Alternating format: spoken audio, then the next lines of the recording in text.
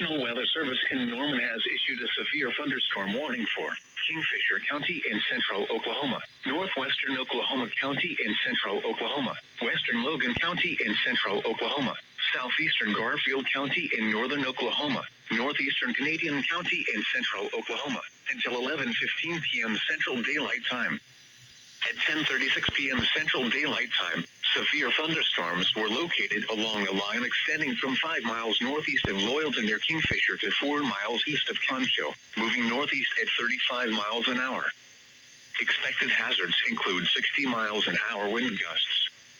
This is a radar-indicated threat. The following impacts are expected. Expect damage to roofs, siding, and trees. Locations impacted include northwestern Oklahoma City, northwestern Edmond, El Reno, Guthrie, Kingfisher, Piedmont, Hennessy, Crescent, Okarche, Cashin, Calumet, Dover, Cedar Valley, Marshall, Cimarron City, Loyal, Douglas, Concho, Lovell, and Bison. For your protection, move to an interior room on the lowest floor of a building.